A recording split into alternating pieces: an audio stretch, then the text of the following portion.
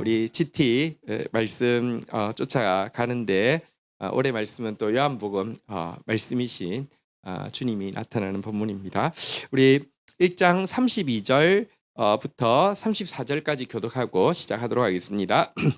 32절 요한이 또 증언하여 이르되 내가 봄에 성령이 비둘기같이 하늘로부터 내려와서 그의 위에 머물렀더라. 33절 나도 그를 알지 못하였으나 나를 보내어 물로 세례를 베풀라 하신 그이가 나에게 말씀하시되 성령이 내려서 누구 위에든지 머무는 것을 보거든 그가 곧 성령으로 세례를 베푸는 이인 줄 알라 하셨기에 34절 제가 읽습니다. 내가 보고 그가 하나님의 아들이심을 증언하였노라 하니라. 자, 요한은 예수님을 만난 적이 없잖아요. 근데 보자마자 보라 세상 죄를 지고 가는 하나님의 어린 양이다 이렇게 외쳤습니다. 자기 자신에 대해서는 사람들이 주목할 때 아니다 그랬는데 본 적도 없지만 예수님 딱 보자마자 보라 하면서 그를 주목시키고 나서는 세상 죄를 지고 가는 세상 죄를 일소해 버리는 하나님의 어린 양이다 이렇게 외치고 있습니다. 어떻게 알 수 있었습니까? 오늘 32절에 보니까 그가 본 겁니다. 하늘로부터 성령이 비둘기같이 내려오더니 그분 위에 안 떠나고 머물러 있는 모습을 보았다는 것입니다. 성령이 비둘기처럼 내려왔는데 그것도 놀랍지만 안 떠나고 머물러 있는 모습 보니까 이분이 시하구나 이 사실을 알게 되었다는 것입니다. 왜냐고 하면 33절에 보면요. 그를 보내어 물로 세례를 베풀라 하신 하나님께서 보내실 때 제가 하는 일이 뭡니까? 너는 물로 세례를 베푸는 일이야. 왜 물로 세례를 베풀어야 합니까? 회개한 자에게만 진짜 메시아의 복음이 들어갈 것이기 때문에 너는 준비시키는 거야. 회개시키는 거야. 회개한 자에게 메시아가 오셔서는 성령으로 세례를 베풀 것이다. 그러니까 물로 씻는 정도가 아니라 성령으로 태우고 물로 씻는 정도가 아니라 성령으로 변화시키는 일을 할 거다고 했는데 그래서 성령이 임해서 떠나지 않고 머물러 있는 것이 메시아의 가장 중요한 증거라고 했는데 내가 세례사역을 하면서 지금까지 회개하라고 내 뒤에 오실 리가 있다고 성령으로 세례를 주실 리가 있다고 했는데 바로 그분이다 이렇게 이야기를 하면서요 이분이 동시에 메시아이면서 34절에 보니까요 한번 따라하겠습니다. 하나님의 아들 이분은 하나님의 아들이시다 이렇게 선언을 하고 있는 내용입니다. 여러분 사실 인류 가운데 성령께서 임한 경우는 구약 시대에 종종 있습니다. 하나님의 사람들에게 성령이 임하십니다. 근데 구약의 그 어떤 하나님의 사람들에게 임했던 거하고 차이는요. 임하여 다시 보니까요. 한번 따라하겠습니다. 머물렀더라. 내려올 뿐만 아니라 머물렀더라. 떠나지 않는 것. 이게 여러분 구약에 있는 하나님의 사람들은 한 번도 경험해 보지 못한 것이죠. 그러니까 임재해 계신 것 뿐만 아니라 자기에게만 머물러 있고 임재해 계신 정도가 아니라 진실로 회개한 자에게 성령을 부어 주실 수 있는 분. 그러니까 아담은 범죄하기 전에는 산영, 그러니까 살아있는 하나님을 향해서 살아있는 존재였다고 하며 둘째 아담에 대해서는요 한번 따라하겠습니다. 살리는 영. 그러니까 그냥 범죄하기 전에 아담하고 예수님을 비교하면 동급이 아니에요. 그는 그냥 하나님을 향해서 살아있는 정도였다고 하면 예수님은요 회개한 모든 사람을 살릴 수 있는 영이다. 그러니까 성령을 부어주실 수 있는 분이다. 여러분 한번 생각해 보십시오. 사실 이제 인간은 아담을 아까 산영이라고 했는데요. 이렇게 영어에 보면은 리빙 소울이라고 돼 있고요. 원어로도 보면 그러니까 이제 살아있긴 살아있는데 그냥 그러니까 그 정확하게 이야기하면 그러니까 이제 지정의를 가진 그냥 혼이라는 것입니다. 우리가 범죄하기 전에 우리의 지정의 하나님을 알 수 있고 하나님을 지적으로 하나님을 사랑할 수 있고 감정적으로 하나님을 의지적으로 하나님을 섬길 수 있는 그런 산영이긴 했는데 범죄하고 나서는요 이 지정의가 깨어지잖아요. 하나님을 제대로 알 수도 없고 하나님을 사랑할 수도 없고 하나님을 섬길 수도 없어요. 회복되어지면 다시 원 위치 아담으로 돌아가면 다시 하나님을 알 수도 있고 사랑할 수도 있고 섬길 수도 있는데 문제는 혼이 영이신 하나님을 알 수 있는 것이요. 한계가 너무 뚜렷합니다. 하나님은 영이시고 아담은 혼인데요. 알 수 있는 한계는 굉장히 뚜렷합니다. 그러니까 아담으로 회복되어진다고 되는 문제가 아닙니다. 근데 예수님께서 주시는 것은요. 우리에게 회개한 우리에게 다시 한번 말하면 영이 죽었던 그러니까 혼이 죽었던 우리에게 우리의 지정의를 회복시켜 주셔서 하나님을 알 수 있고 사랑할 수 있고 섬길 수 있게 해 주시되 그 정도가 아니라 영이신 성령께서 아시는 만큼 하나님을 우리가 알 수 있도록 영이신 성령께서 사랑하는 만큼 우리가 하나님을 사랑할 수 있도록 영이신 성령께서 하나님을 섬길 수 있는 능력만큼 우리가 능력 있게 하나님을 섬길 수 있도록 해주시는 분이시라는 거죠. 그러니까 차원이 다른 세계를 열어주시는 분이라는 것입니다. 그래서 신약시대에 우리는요. 구약시대에 누구도 알 수 없었던 만큼 하나님을 알 수 있습니다. 구약시대에 누구보다도 더 친밀하게 하나님을 사랑할 수 있고요. 구약시대에 어떤 우리는 보통 이제 구약의 믿음의 선진들을 보면서 나는 어떻게 저렇게 못 살까 하지만 실은 그분들은 우리를 보면서 부러워하죠. 성령이만 저들의 시대는 얼마나 대단한가. 나는 한 번도 꿈도 꿔보지 못하는 시대를 저들을 살고 있는데 하고 부러워한다. 이게 제 말이 아니라 히브리서에 가보십시오. 그렇게 되어 있습니다. 그러니까 완전히 새로운 시대를 열어주셨어요. 저는 굉장히 부족하지만 제가 한 가지 아는 것이 있습니다. 구약시대 누구보다 제가 예수님을 더 잘 알고 있습니다. 왜냐고 하면 제가 특별해서가 아니라 신약시대에 있고요. 성령을 의지하면요. 그분이 알려주시는 거 그거는 구약시대에 누구도 알 수 없었던 것을 알 수 있게 해주시는 시대를 살고 있죠. 그러면 그 말은 달리 이야기하면 구약시대에 정말 주님 사랑한 사람들이 많지만 우리는 사실 성령 안에 충만하면요. 비교할 수 없이 사랑할 수 있고요. 구약시대 능력 있게 하나님의 일을 한 사람들이 많지만 마지막 주에 재림을 앞두고 있을 대부흥과 추수를 위해서 정말 성령께 사로잡히며 성경에 기록되어지지 않은 능력의 역사를 할 수 있는 시대가 지금이라는 것입니다. 어쨌든 그분 바로 성령을 부어줄 분 하나님의 아들 이렇게 소개를 하고 있는데요. 자 그런데 어쨌거나 성령이 임하여 떠나지 않는 한 그 형상으로 무엇 같은 성령이 임하였다고요? 비둘기 같은 성령. 그러니까 성령은 눈에 안 보이는데 비둘기 같은 형상 때문에 성령이 임하였네. 근데 안 떠나네. 저분이 약속하신 바로 성령으로 세례를 주실 하나님의 아들이구나 알았다는 것인데요. 네, 한번 좀 다시 물어보십시다. 여러분 비둘기가 머리 위에서 빙빙 안 떠나고 해도 안 떠나고 있는 게 여러분 특별한 일이에요? 별 특별한 일이 아니에요. 공원 가면 새우깡 들고 가면은 여러분 뭐 절대 안 떠나요. 이게 무슨 대단한 표정이라고 이렇게 생각할 수가 있어요. 그죠? 실제 그렇지 않습니까? 그러니까 세례 요한은 몰랐잖아요. 단지 비둘기 같은 형상의 성령이 임한 거 보고 확신을 했는데 안 떠나는 거 보고 확신했는데 비둘기 안 떠나는 게 어렵지 않아요. 진짜 끈질기게 쫓아와요. 무서워요. 근데 이게 실은 좀 정확하게 그 오해가 좀 있는데요. 성경에는 비둘기 종류를 산비둘기하고 집비둘기를 엄격하게 구분해서 나누고 있어요. 그리고 이제 성경에 이제 특별한 표적으로 사용되어진 비둘기들은요. 보면 전부 다 산비둘기지 집비둘기가 아니에요. 예를 들면 노아 방주에서 이렇게 올리브 잎을 물고 왔던 게 산비둘기로 되어 있고요. 예수님께서 너희는 뱀같이 지혜롭고 비둘기같이 순결하라고 할 때 이 비둘기도 산비둘기로 되어 있어요.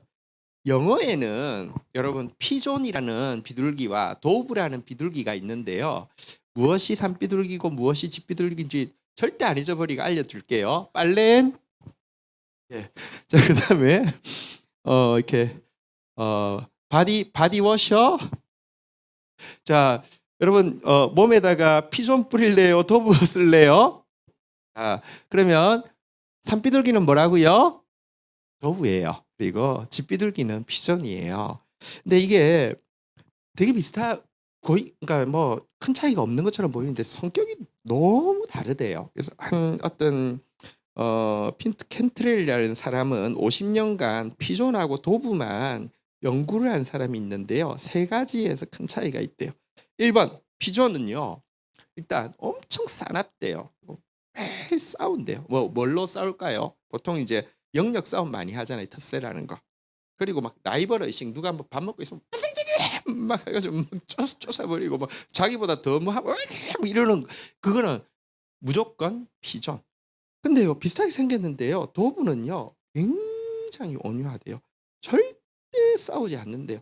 자리 싸움 같은 거, 텃세 같은 거, 경쟁 같은 거, 라이벌 의식 같은 거 아예 없대요. 신기하죠, 그죠? 그게 도부래요. 산비둘기래요. 두 번째 특징은요. 피존은요 엄청 시끄럽대요. 제가 그때 한참 이제 궁금할 때는 이거 녹음을 도부 소리하고 피존 소리를 녹음해 놓은 걸 들어봤는데 차이가 나더라고요. 엄청 시끄러우면 피존이고요. 그러니까 시끄럽다 보니까 자기도 소음을 개의치 않아요. 막 시끄러운데도 뭐 차 빵빵거려도 아무 상관없어요. 그냥 잘 있는 거는 피존이에요. 근데 도부는요 엄청 조용하대요. 우는 소리도 그냥 되게 이렇게 고요하고요. 소음이 있으면 푸덕 날아가는 그런 새가 도부래요. 마지막으로 피존은요 겁이 없어요. 겁이 없으니까 그렇게 막 공원에 있고요. 또 겁이 없다는 말은 사람들에 대해서 겁이 없다는 말은 사람들이 길들일 수 있다는 뜻이 돼요. 근데 도부는요 또 완전 반대인데요. 엄청 민감하대요. 조그만 소리만 들려도 조그만 문제만 있어도 날아가 버리고요. 그래서 절대로 길들이지 못하는 것이 이 산비둘기 도부라고 해요. 그러면 한번 물어보십시다. 여기서 예수님이 임에 있던 비둘기는 뭘까요? 도부죠. 그러면 이해가 되죠. 왜냐하고 하면 얘는 여러분 되게 예민해서 조금만 문제가 있어도 날아가 버리는데 이게 내려오더니 머물러서 떠나지 않고 있었기 때문에 특별하게 느껴졌다는 거예요. 근데 여러분 성령이 바로 이 도부라는 것은 한번 생각해 보면 대단히 정확한 표현입니다. 성령님은요 1차적으로 굉장히 온유한 분이세요. 그러니까 우리 나중에 찬송 부를 때 제가 좋아하는 찬송인데 비둘기 같이 온유한 은혜의 성령 오셔서 그랬는데 정말 성령님은요 어떤 의미에서는 성령님은 아무것도 아닌 것처럼 느껴져요. 그럼 하나님은 알겠는데 예수님은 알겠는데 성령님 그러면 잘 느껴지지 않는 게 왜냐하면 자아가 없기 때문이에요. 완전히 그냥 자기가 없는 분이실 정도로 온유해요. 또 성령님은 굉장히 고요한 분입니다. 사실 이제 나중에 우리가 좀 성령에 대한 너무 큰 오해가 있어요. 그러니까 성령을 비둘기라고 해서 피존이 성령이라고 착각하는데 아니에요. 성령님은 굉장히 조용한 분이십니다. 그리고 마지막으로 성령님은 대단히 민감하셨어요. 조그만 죄의 요소만 있어도요. 후다닥 떠나버리시고요. 그리고 그 결과 바람이 어디서 와서 어디로 가는지 알지 못하는 것처럼 성령으로 난 사람도 그러하다 했는데 이 말은 무슨 말입니까? 임의로 부는 바람처럼 사람이 길들일 수 있는 게 아니라는 거예요. 이분이 성령님이세요. 이분이 도부 같은 성령님이세요. 그래서 사실 우리가 좀 이제 성령 받았다라고 이야기할 때 비둘기 받은 거 맞는데 많은 경우에 도부를 받은 게 아니라 피존을 받은 경우가 많다는 것을 분별할 필요가 있습니다. 성령 받았다는 사람이 진짜 문제가 많은데요. 근데 성령 받았다는 사람 캐릭터 한번 생각해보세요. 일단 싸나워요. 성령 받고 나면 눈빛부터가 이상해요. 피존 받아서 그래요. 성령 받으면 얼마나 시끄러운지 몰라요. 피존 받아서 그래요. 성령 받으면요. 그러니까 저기 뭐랄까요? 성령 받았다고 하는 사람들 성령을 막 지 맘대로 부린다는 사람이 있어요. 자기가 뭐 하면 막 날아가고 성령은 그런 게 아니에요. 비전 받아서 그런 거예요. 되게 분별할 필요가 있습니다. 그리고 특별히 여러분 사역자들이 진짜 선한 양심을 가지는 것이 굉장히 중요합니다. 여러분 한번 보십시오. 어 성령을 사역자들이 보십시오. 경험할 때가 있단 말입니다. 정말 어떤 집회를 하는데 성령이 임하셨어요. 임의로 부는 바람인데 그날은 임하셨어요. 진짜 도브 같은 성령님이 임하셔서 막 역사하셨어요. 너무 좋은데 문제는 그다음부터는 사람들도 기대하고 자기도 기대하는데 이게 지난번에 임했는데 어떻게 할 수 없어요. 왜냐하면 그 임의로 성령님이 임하시는 거니까. 오늘은 뭐 안 와. 그러면 사람들은 잔뜩 나를 기대하고 있는데 이때는 당황스럽잖아요. 자존심도 상하고 뭔가 보여줘야 될 것 같고 그때 하는 말이 뭐냐고 하면 꽝 대신 닭이 아니라 도부 대신 뭐라고요? 비전이라도 그 방법 쓴다니까요. 보세요.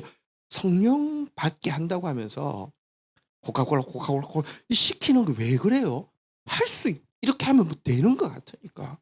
성령 받게 한다고요. 막 이제 사람들 그냥 이렇게 컹컹 불 꺼 놓고 막 북합 계속 치면서 같은 리듬으로 계속 치면서 앞에서 뭐 저기 막 그런 분들 진짜 나 정말 그래서는 안 되는데 막 딴짓하면서 막 사람들 기도를 시켜 놓고 자기는 뭐 지루하니까 막 딴짓하면서 하면 북 막 치고 하면요. 뭐가 이 이상한 분위기 때문에 뭘 할 수 있어요. 그리고 막 빠져라! 미친 짓을 하는 게 꽝 대신 닭이 아니라 진짜 도브 정말 온유하고요. 정말 조용하고요. 정말 예민한 성령이 아니라 진짜 그러니까 딱 사단이 그렇게 역사한다니까요. 그러니까 딱 피존으로 역사한다니까요. 근데 다 비둘기잖아요. 그죠? 예. 그래서 이게 우리가 사역자들이요. 되게 뭐랄까요? 선한 양심을 가질 필요가 있습니다. 어떤 날 성령이 진짜 강하게 임할 때 너무 좋지만 내 역사가 아니에요. 하나님의 역사예요. 하나님께 감사할 뿐이에요. 어떤 날 역사하지 않아요. 괜찮아요. 괜찮아요. 나는 워낙 그런 사람이에요. 괜찮아요. 근데 자꾸 인제 내가 하면 뭐가 달라 이 이야기를 듣고 싶은 거지.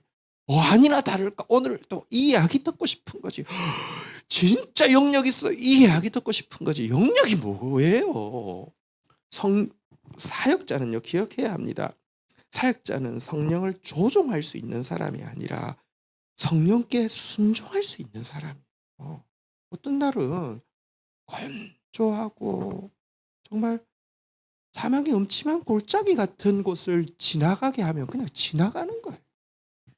무디가 그런 이야기를 했어요. 나중에 노년에 회개를 하면서 "내가 너무 설교를 잘한 것을 회개합니다." 근데 좀 되게 재수 없죠. 그죠?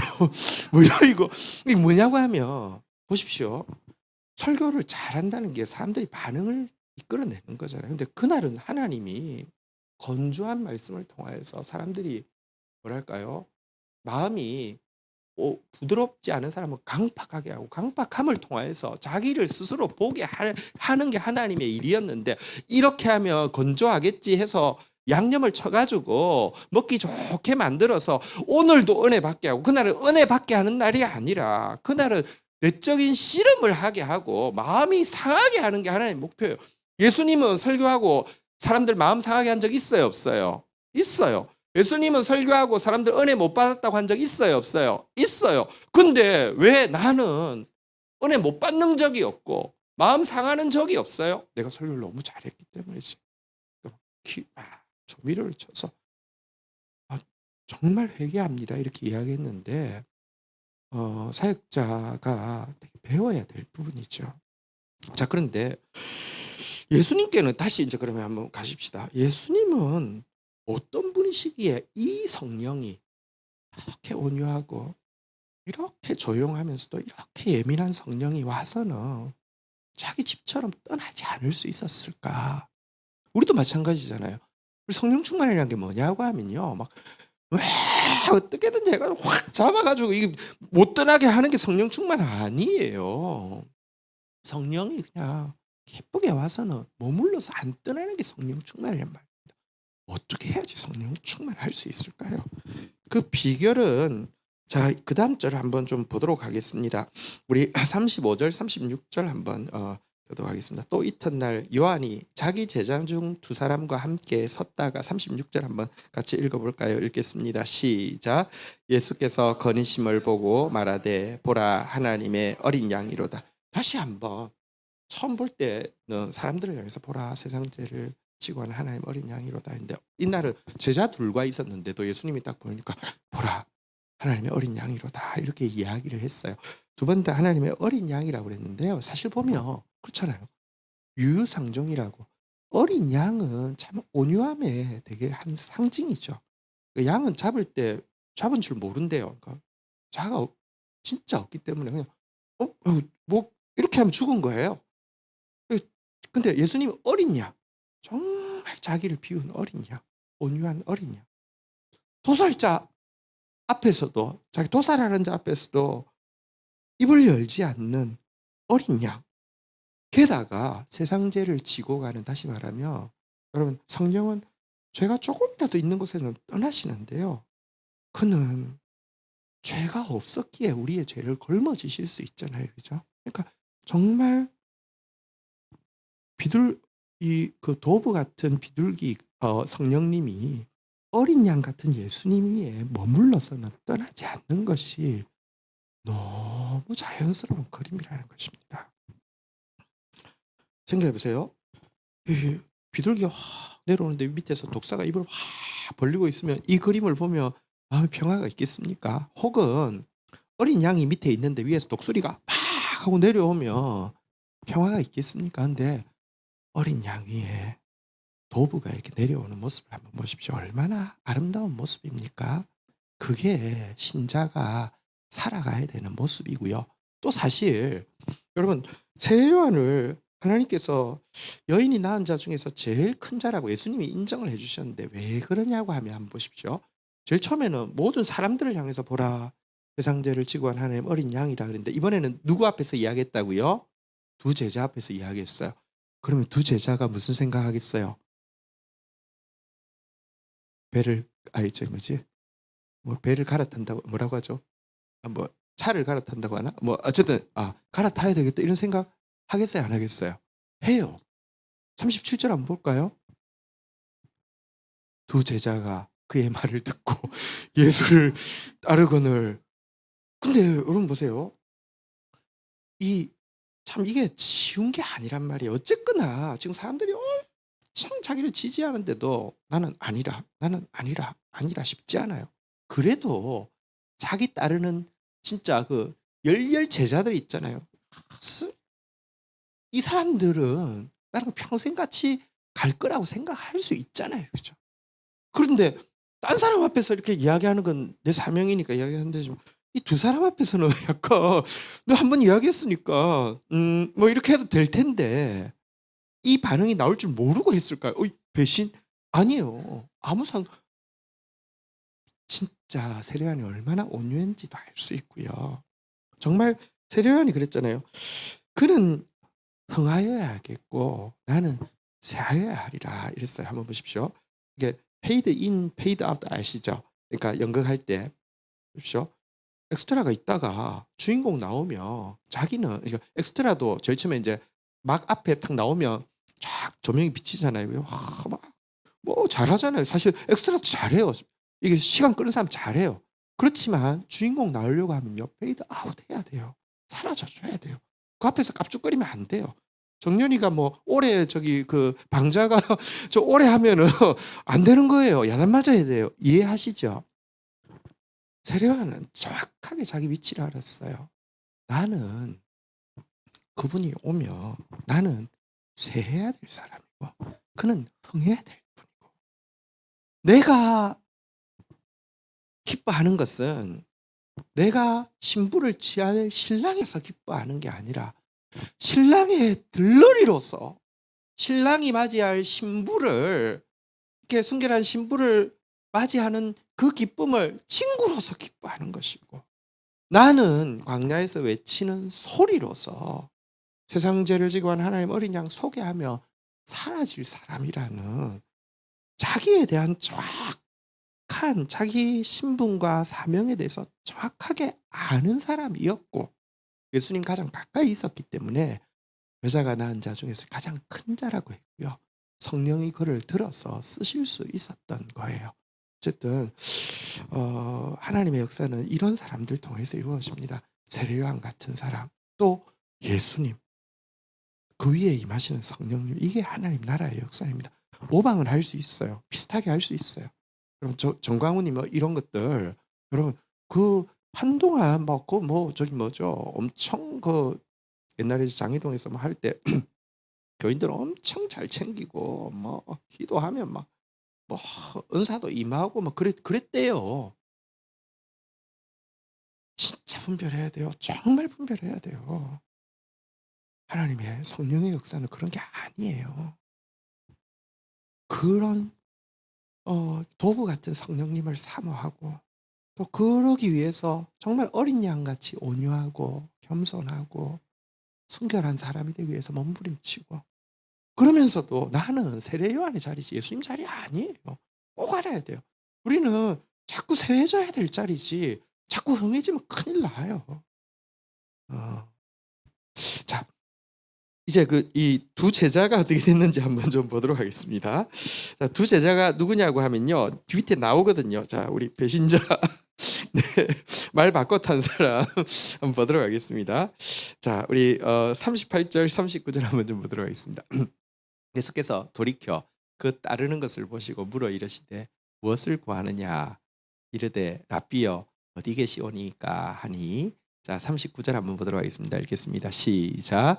예수께서 이르시되 와서 보라. 그러므로 그들이 가서 계신 데를 보고 그날 함께 거하니 때가 10시 되었더라. 자, 퀴즈. 두 사람이 갔는데요, 첫 번째 사람은 누구인지 여기 퀴즈가 있습니다. 자, 시간까지 기억하네요. 10시. 이 시간은 로마 시간이니까 지금 우리 시간하고 같습니다. 오전 10시에 이렇게 하나님의 어린 양이다 하니까 갔어요. 뒤에 갔는데 좀 쑥스럽잖아요. 근데 예수님이 딱 돌아보시면서 무엇을 구하느냐 이렇게 이야기를 했단 말이죠. 그러니까 두 사람이 뭐라고 했다고요? 38절에 보니까 랍비여 어디 계시오니까, 어디에 머무르고 계십니까? 이렇게 물었단 말이죠. 그랬더니 이제 예수님께서 그 두 사람한테 뭐라고 했다고요? 39절에 보니까요. 한번 따라서 와서 보라. 그러니까 자기 기거하는 곳으로 이제 초청을 한 거죠. 그래서 갔는데 시간을 10시라고 기억을 해요. 이거는 본 사람만 기억할 수 있겠죠. 그죠? 이 두 사람 중에 한 사람 아니면은 기억할 수 없겠죠. 자, 누구일까요? 한 사람은 요한이죠. 이 기록자가 요한이니까. 자, 한 사람 찾았습니다. 나머지 한 사람은 누구인지 40절 한번 보도록 하겠습니다. 요한의 말을 듣고 예수를 따르는 두 사람 중 하나는 누구라고요? 시몬 베드로의 형제 안드레더라. 그래서 이 마치고 나서 요한은 이때의 기억이 얼마나 선명했든지 시간을 기억을 하고 있고요. 안드레는 이때의 인상이 얼마나 강하든지 41절 한번 볼까요? 같이 한번 읽도록 하겠습니다. 시작. 그가 먼저 자기 형제 시몬을 찾아 말하되 우리가 메시아를 만났다 하고, 메시아는 번역하면 그리스도라. 메시아, 그 히브리 발음으로 하면 마시아라고 돼 있는데, 어쨌든 이 메시아를 만났다라고 이야기를 하는데 보십시오. 여기 보면 예수님 기적을 보여준 것도 아니고요. 자기들이 또 저희는 사실은 세례요한 스승을 몇 년 동안 따르고 그분을 통해서 무엇을 배웠는데 당신에 대해서 그렇게 이야기를 하시는데 정말 그렇습니까? 뭐 이러면서 정말 저희들이 받았던 교훈이 아니라 더 높은 교훈을 받은 것도 아니고 기적을 본 것도 아닌데요. 그냥 어디 계십니까 하니까 와서 보라 해서 오전 10시에 가서 몇 시까지 있었는지는 모르겠지만 한나절 혹은 하루를 같이 보내었는데 이게 요한으로 하여금 결국 예수님의 제자, 아니 영원한 제자가 되게 하고, 야고보로 하여금도 예수님의 제자, 순교자가 되게 하고, 그리고 베드로를 초청해 오게 하는 계기가 되었다, 이렇게 이야기를 하는데요.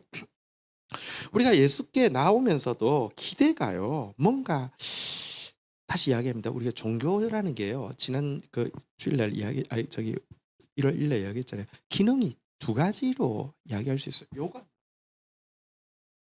그리고 요거, 그러니까 요것과 요거가 종교의 기능이에요.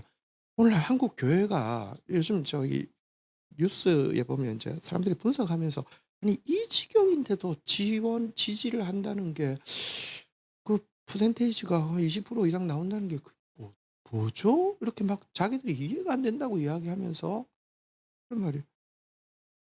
근데 괜찮아요. 그 70대나 뭐 이런 사람들밖에 없어요, 이렇게 이야기하다가, 아닌데요, 교회 가면 그런 사람 많은데요, 이렇게 이야기를 하다가, 그러니까 또 어떤 사람, 그 패널 중에 누가 그러더라고요. 아이, 어떤 사람은 아니 기독교는 무당과 미신을 그렇게 싫어하는데 어떻게 그게 가능해요? 했더니, 아유 워낙 기독교가 기복 종교예요. 그냥 믿었던 게 그게 같은 거예요, 이렇게 이야기를 하는데, 아니 무슨 지금 정치 토론하다가 교회 이야기를 그렇게 오래 자세히 이야기를 하는데 참 너무 부끄러워요. 근데 왜냐고 하면 여보세요, 예수 믿으면서 신앙생활 했어요. 그게 없었어요. 신앙생활 그거 아닙니다. 오늘 이 제자들이요, 기적을 받아서 변화된 게 아니에요.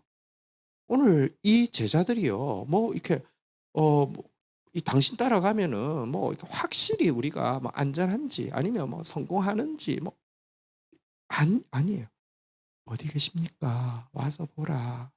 주님하고 같이 머물렀던 것이 그들이 원하는 바였고, 또 그들을 변화시킨 바였습니다. 신앙생활은요, 주님 온 우주의 주인이시면서 우리를 너무 사랑하시는 그분과 동거하는 거, 동행하는 거, 머무는 거, 이것입니다.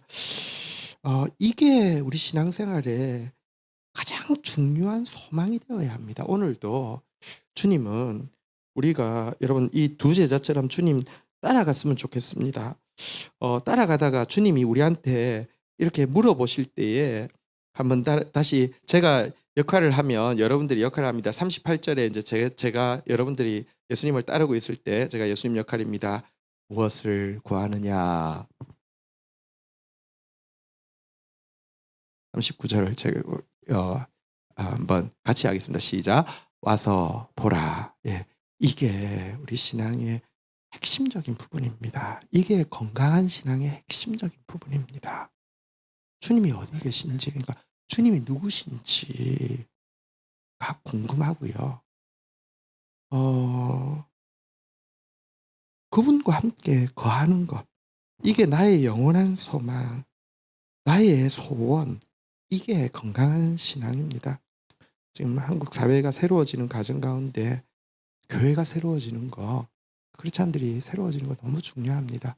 근데 뭐 제가 그래도 소망이 있는 것은 윌버포스 책을 보다 보니까 영국 사회에서도 한국 기독교가 엄청나게 타락했고, 근데 그 사회를 바꾼 것은 결국 교회가 회개할 때 사회가 바꿔지는 거잖아요, 그죠? 좀 부끄러운 상황이지만 어쨌든 기도하면서 교회가 참 바른 신앙을 회복하는 거, 진짜 성령의 사람으로 변화되어지는 것, 세례요한 같은 하나님의 사람들이 나타나는 것, 그것이 우리 공동체가 되는 것, 이런 소원 가지고 주님 앞에 나갔으면 좋겠습니다. 같이 찬양하면서 하나님 앞에 나가십시다. 자리에서 일어서시겠습니다.